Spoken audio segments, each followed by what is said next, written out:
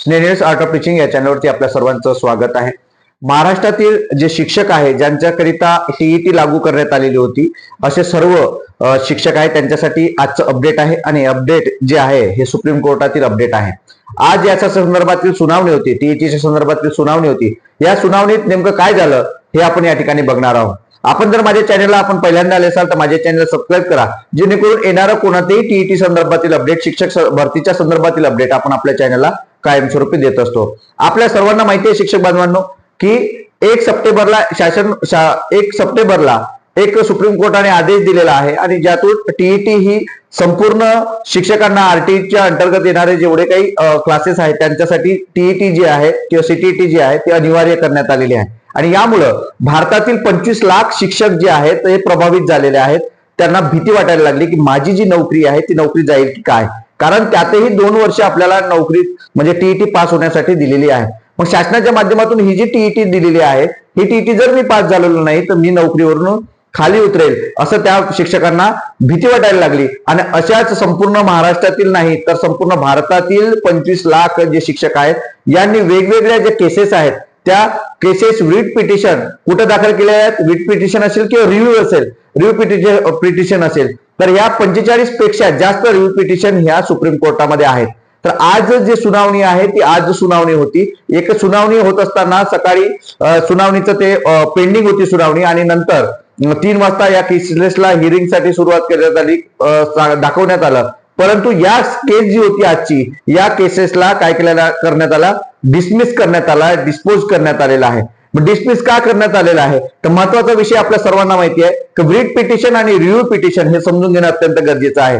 Writ petition काय आहे तर शासनाच्या माध्यमातून एखादा चुकीचा निर्णय किंवा एखादा निर्णय घेतलेला आहे तो जर निर्णय वेळेवर आपल्याला बदलायचा असेल किंवा काही दिवसापूर्वी बदलायचा असेल तर अत्यंत महत्वाचा जर निर्णय असेल तर त्याला रिट पिटिशन आपल्या याच्यातून दिली जाते किंवा कोर्टाकडे दाखल केली जाते। परंतु रिव्ह्यू पिटिशन जे काय आहे तर रिव्ह्यू पिटिशन हे कोर्टाच्या माध्यमातून घेतलेले रिव्ह्यू पिटिशन असते। कोर्टाच्या माध्यमातून दिलेला जो निर्णय असतो हा निर्णय पुन्हा रिव्ह्यू चुकीचा आहे की बरोबर आहे हे जर पटवून द्यायचं असेल तर याला मात्र वेळ लागते। तर अशा पद्धतीनं या 45 फाईल्स कोणाकडे आहे, सुप्रीम कोर्टाकडे आहे आणि या सुप्रीम कोर्टावरती 45 फाईल या महत्वाच्या असणार आहे। ह्या केसेस आहेत यांचा जो निर्णय आम्ही देऊ, सुप्रीम कोर्ट देईल तो निर्णय संपूर्ण शिक्षकांसाठी लागू राहील असं याचा उल्लेख होते। परंतु आजची जी रिट पिटिशन होती ही तात्पुरती रिट पिटिशन होती, त्यामुळे त्याला खारिज करण्यात आलेली आहे। आपल्या सुप्रीम कोर्टाच्या माध्यमातून खारिज करण्यात आलेली आहे आणि ते डिसमिस सुद्धा करण्यात आलेले आहे। महत्वाचा विषय याच्यावरती सुप्रीम कोर्ट जे शासन आहे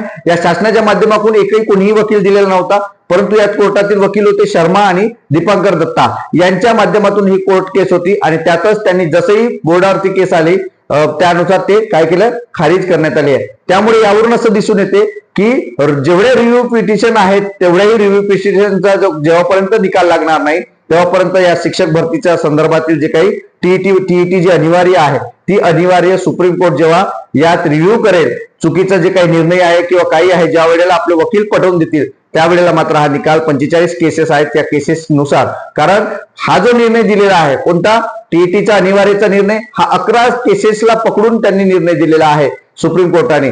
तर या 45 केसेसचा निर्णय जेव्हा रिव्ह्यू केला जाईल, बदलला जाईल त्यावेळेला मात्र हा शिक्षकाच्या बाजूने लागू शकतो किंवा नाही लागू शकत, शासनाच्या बाजूने लागू शकत नाही, कारण हे दोन्ही गोष्टी महत्वाच्या असणार आहे। आणि यामुळे जेवढे काही शिक्षक प्रभावित झालेले आहेत त्या सर्व शिक्षकांना सांगू इच्छितो की टीईटीची डेट अजूनपर्यंत आहे। महाराष्ट्रातील जेवढे शिक्षक आहेत त्यांना सांगू इच्छितो की टीईटीची डेट ही 16 तारखेपर्यंत आहे। त्यामुळे दोन्ही पेपर, जे डीएड झालेले आहेत त्यांनी दोन्ही पेपर द्या, जे बीएड झालेले आहेत त्यांनी 6वी ते 8वी साठीचा पेपर द्या। जे काही सिलेबस आहे कुठे ऑनलाईन क्लासेस असतील किंवा इतर जे काही क्लासेस असेल किंवा फ्री घेणारे कोणी क्लासेस असतील या माध्यमातून आपण टीईटी परीक्षा पास कसं होईल याच्यासाठी प्रयत्न करा आणि जास्त काही फीज लागणार नाही। 700-800 रुपये फीज दोन्ही पेपरची असणार आहे। त्यामुळे कॅटेगरी आणि ओपनच्या विद्यार्थ्यांची सुद्धा फीज त्या पद्धतीनं असणार आहे। त्यामुळे आजचा जो अपडेट आहे ही अपडेट आहे आणि याच्यानंतरचे जे केसेसचा जो केसेसची जी सुनावणी आहे, अजून एक केस त्या सुनावणी आहे ती 14 एप्रिलला सुनावणी असणार आहे. त्यामुळे 14 एप्रिलची सुनावणीची डेट आपल्याला किंवा त्यातलं अपडेट पाहण्यासाठी आपण माझ्या चॅनलला सबस्क्राईब करा, जेणेकरून येणारं कोणतेही अपडेट जे आहे ते अपडेट आपण आपल्या चॅनलला देत असतो. तुम्हाला या केसेस बद्दल, सरकारबद्दल, सुप्रीम कोर्टाबद्दल नेमकं काय वाटते हे नक्की कमेंट बॉक्समध्ये कळवा आणि अशाच अपडेट करता माझ्या या चॅनलला मात्र सबस्क्राईब करा. धन्यवाद.